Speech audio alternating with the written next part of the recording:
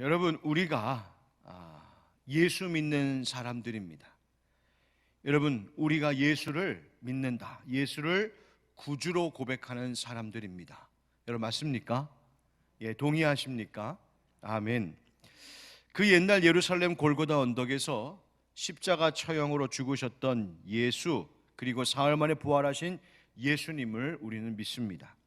그리고 그분이 나의 구주 되신다고 고백합니다. 그것은 바로 예수님의 죽으심과 부활이 다른 누구도 아닌 바로 우리의 죄를 씻으시고 나에게 영원한 생명을 얻게 하신 중요한 사건들이었다는 것을 믿는다 하는 겁니다.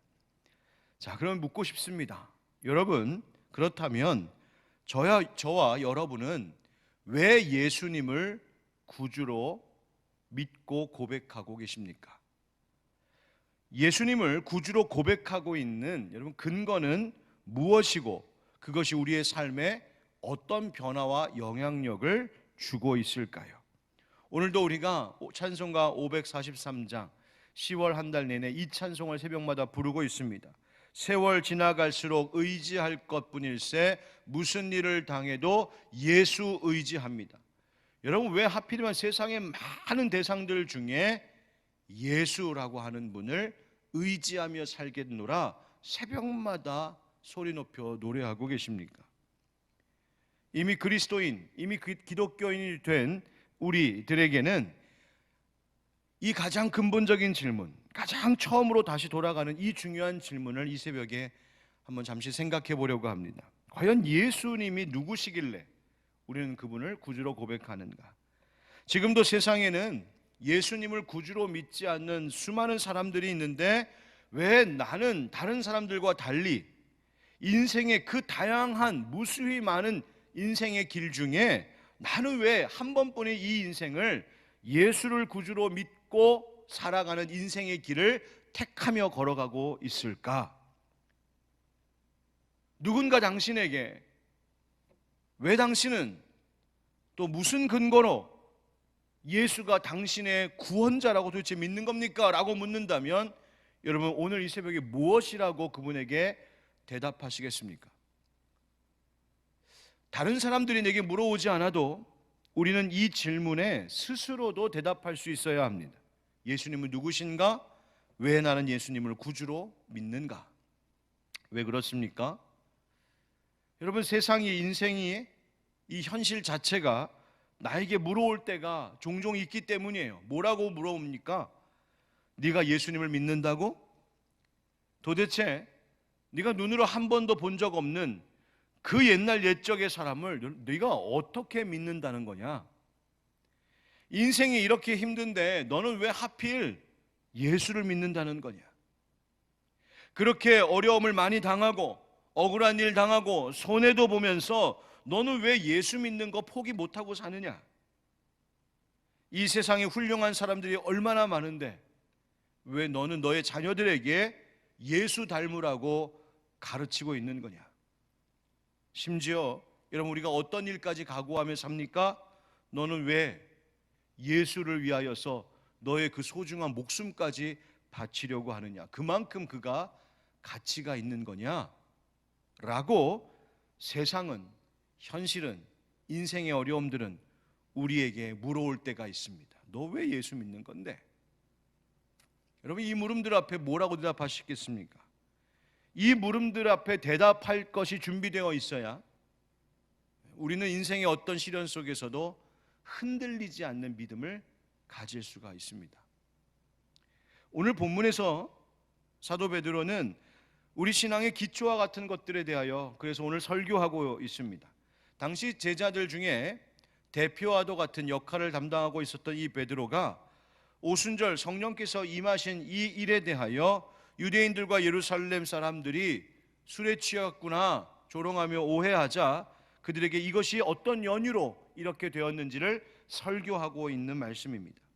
바로 이 설교의 내용이 당시 그들이 왜 예수 믿는 믿음의 길을 택했는지, 그 예수 믿는다는 신앙이 뭔지, 무엇에 그 신앙의 뿌리를 두고 있는지를 밝혀주고 있기에 바로 오늘도 우리 초대교회 성도들처럼 동일한 예수 그리스도를 구주로 고백하는 신앙 고백을 하는 우리들로서 바로 이 신앙 고백의 기본이, 그 뿌리가 무엇인지를 함께 알 필요가 있습니다. 예수님 누구시고 나는 왜 예수를 구주로 믿는가? 오늘 말씀을 간략하게 좀 요약하여서 정리하자면 그 첫 번째 이유는 바로 이것입니다. 예수님은 성경에 예언된 하나님 말씀의 약속의 성취이기 때문에 그렇습니다. 즉 나는 하나님 말씀 성경이 예수가 구주임을 증언하고 있기 때문에 난 믿는다는 겁니다. 여러분, 구약 성경은 하나님께서 보내시고 사용하신 믿음의 사람들을 통해 기록된 하나님의 말씀입니다. 많은 사람들이 아주 오랜 시간에 걸쳐 기록된 말씀인데요, 신구약 성경의 저자들을 대략 한 40여 명 정도로 보고 있습니다. 그 중에서 신약 성경의 저자들인 마태, 누가, 요한, 바울, 베드로, 예수님의 동생 야고보, 유다, 이와 같은 인물들을 빼면 구약 성경의 저자들만 해도 30여 명에 이릅니다. 그 많은 사람들이 무려 1500년 이상의 시간에 걸쳐 기록해온 책이 구약 성경입니다. 신약까지 합치면 40여 명, 한 1600년 정도에 걸쳐서 기록된 책이 우리가 가지고 있는 성경입니다. 신구약 성경. 그런데 그렇게 서로 다른 여러 사람들, 1000년을 훨씬 뛰어넘는 시간 차이에도 불구하고 구약 성경은, 그리고 신약 성경까지도 하나의 메시지를 일관되게 우리에게 전해주고 있는데, 그것이 뭘까? 바로 나사렛에서 사신 바로 예수 그리스도, 그분이 하나님께서 보내시겠다 약속하신 메시아 그리스도 구세주라고 하는 진리입니다. 그 가운데 오늘 본문에서 베드로가 다윗의 이야기를 대표적으로 소개하고 있습니다. 25절 말씀 보십시오. 다윗이 그를 가리켜 이르되 내가 항상 내 앞에 계신 줄을 배웠으며 나로 요동하지 않게 하기 위하여 그가 내 우편에 계시도다. 아멘. 다윗이 자기 앞에 계신 줄을 배웠다고 고백하고 있어요. 다윗이.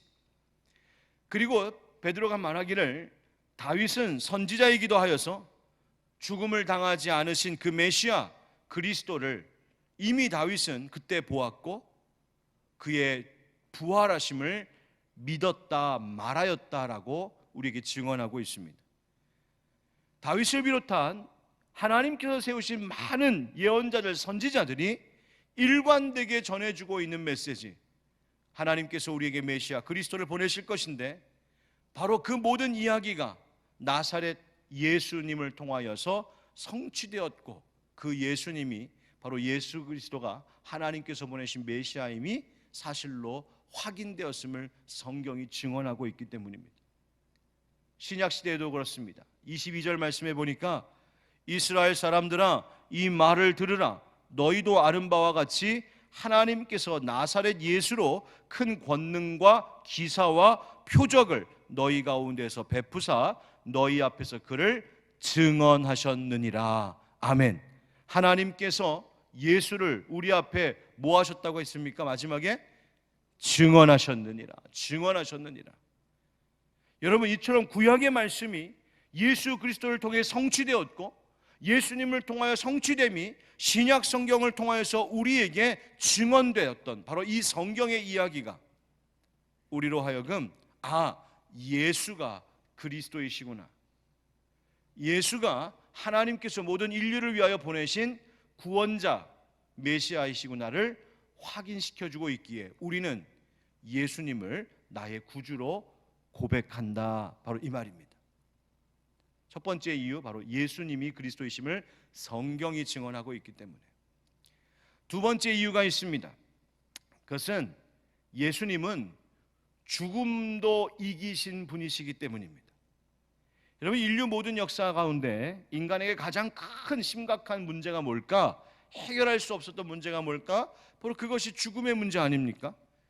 여러분, 질병, 기근, 전쟁, 다 두려운 것들인데 이 모든 것은 결국 죽음이라고 하는 그 문제로 다 귀결됩니다. 죽음의 문제. 여러분, 인간은요 죽음의 문제를 직접 해결할 수 없습니다. 제 방에 키우던 나무가 있는데 제가 뭘 잘못했는지 얘가 갑자기 얘 혼자 죽었어요. 얼마나 아쉬웠고 안타까운지. 근데 제가 참 무능함을 깨달았습니다. 나는 이 식물 죽은 거 하나도 다시 살려낼 아무 힘이 없구나. 진짜 죽음 앞에서, 이 식물의, 작은 식물의 죽음 앞에서도 내가 진짜 무능한 존재이구나. 죽음이라고 하는 문제 앞에 나는 아무것도 할 수 없는 자이구나 깨달았어요. 죽음은 인간의 모든 수고와 힘과 지혜를 무력하게 만들어버립니다. 아무리 많은 소유를 가지고 있다 해도, 내가 세계 최강, 우주 최강의 힘을 가지고 있다고 해도, 최고의 지식과 과학과 기술을 가지고 있다 해도, 죽음은 우리가 가지고 있는, 내가 자랑하는 모든 것들을 다 아무것도 아니게 만드는 무서운 힘이 사망의 권세입니다. 죽음. 그런데 이 죽음을 누가 이기셨습니까? 모르세요? 이 죽음을 누가 이기셨어요? 아멘. 여러분 믿으십니까?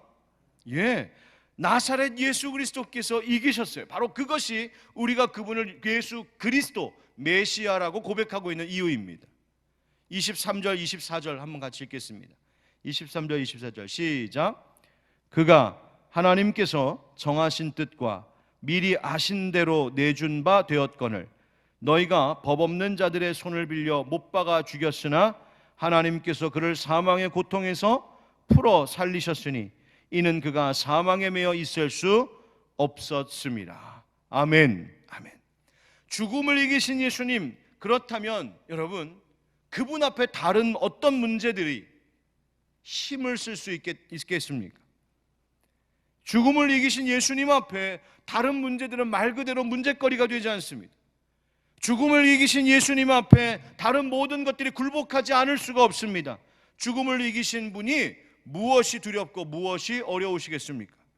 바로 예수, 그분이 생명이시고 그분이 능력이시고 그분이 부활이요 소망 되심을 확인하였기 때문에 우리는 예수를 그리스도 메시아, 나의 구원자라고 믿는 겁니다. 예수님이 죽으시고 그 죽음을 이기신 부활의 예수님이시기 때문에. 세 번째, 우리가 예수님을 구주로 고백하는 이유가 있습니다. 그것은 성령님께서 우리 마음 가운데 그 깨달음과 감동을 주시고 계시기 때문입니다. 술에 취했다고 조롱하던 사람들에게 베드로가 이것은 우리가 술에 취한 것이 아니라 성령 받았기 때문이라고 지금 증언하고 있는데, 성령님의 임하심, 그것이 바로 하나님의 약속이었고 그 약속이 지금 성취되었다 말하는 거예요. 요엘서 2장 28절부터 32절의 말씀 그대로를 인용하고 있습니다. 우리 17절 같이 읽어보십시다. 17절 시작. 하나님이 말씀하시기를 말세에 내가 내 영을 모든 육체에 부어주리니 너희의 자녀들은 예언할 것이요 너희의 젊은이들은 환상을 보고 너희의 늙은이들은 꿈을 꾸리라. 아멘. 성령님께서 우리 가운데 임하실 것을 하나님이 이미 약속해 주셨다는 겁니다. 여러분, 하나님께서 보내신 성령님이 우리 가운데도 이미 계시는 줄 믿습니다.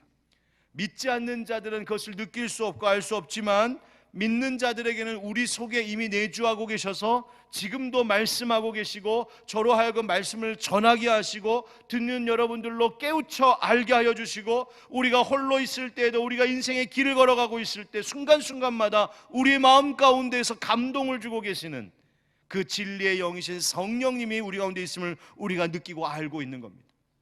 물론 우리가 순종할 때도 있고 그분의 음성에 불순종할 때도 있지만 우리의 믿음의 실력과 상관없이 이미 우리 안에 내주하고 계시고 나를 꽉 붙잡고 계신 성령님을 우리는 느끼는 것이죠.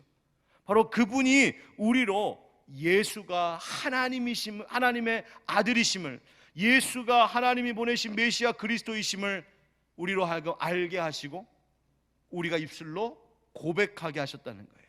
예수의 영, 하나님의 영, 성령님께서. 사도 바울도 말하지 않습니까? 로마서 8장 16절에 성령이 친히 우리의 영과 더불어 우리가 하나님의 자녀인 것을 증언하시나니.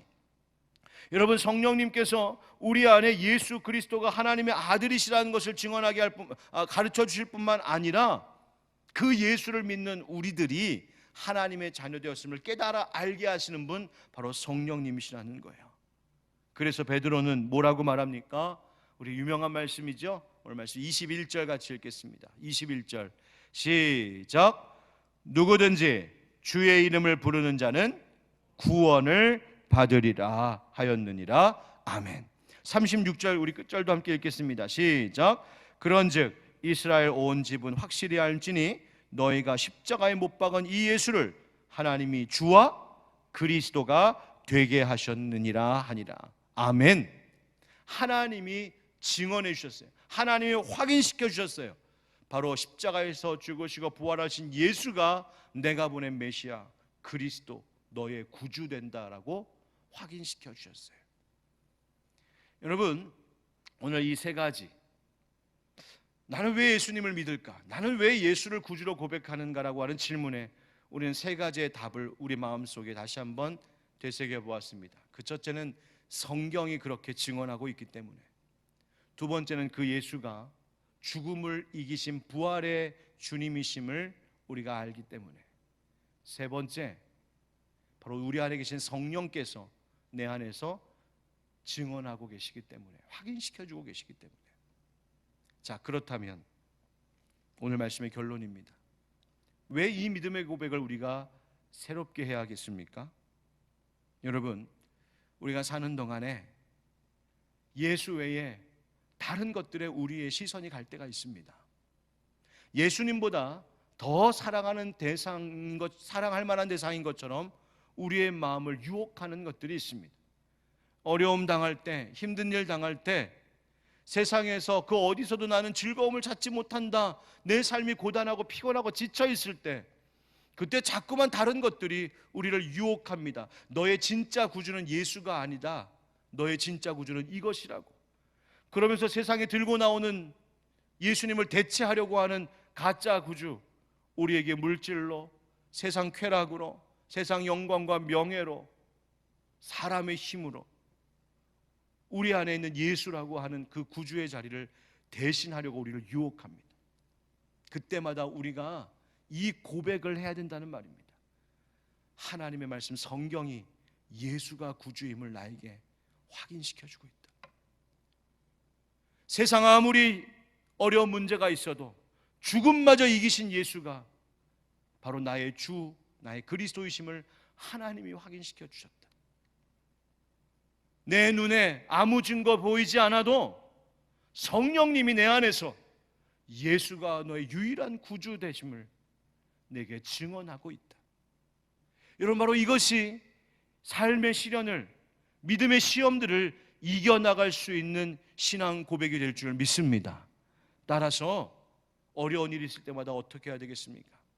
하나님 말씀 다시 붙잡아야 되는 겁니다. 하나님 말씀 속에서 다시 예수님 만나야 되는 겁니다. 하나님의 말씀이 나의 생명이요 나의 양식임을 내가 다시 확인하며 고백하는 삶을 살아야 되는 거예요. 두 번째, 죽음마저 이기신 예수님이시니 내 삶의 모든 문제를 그 예수님 앞에 가지고 나아올 때에, 예수 십자가 앞에 내 인생의 문제의 보따리를 내려놓을 때에 바로 우리는 다시 예수가 그 모든 문제를 이기시는 하나님의 아들 구세주이심을 경험할 수 있는 거예요. 그리고 세 번째, 성령 충만함을 구하셔야 됩니다. 내 믿음 약해질 때마다 성령님 내게 임하시옵소서. 오순절 그 마가의 다락방에 불과 같이 바람과 같이 임하셨던 우리 성령 하나님, 내 가운데, 우리 가정 가운데, 이 교회 가운데, 우리 이 새벽 기도회와 예배 가운데 성령님 함께하여 주시옵소서. 그 성령의 충만함 속에서 우리는 다시 나사렛 예수님을 나의 구주, 나의 그리스도로 고백할 수 있습니다. 사랑하는 성도 여러분, 오늘 성경을 통하여 확인한 이 세 가지 이유, 바로 이 이유가 우리의 마음밭에 다시 한번 깊이 새겨져서 삶의 어떤 유혹에도 흔들리지 않고 예수를 나의 구주 그리스도로 고백하는 믿음의 사람들 되시기를 예수님의 이름으로 축원드립니다. 아멘.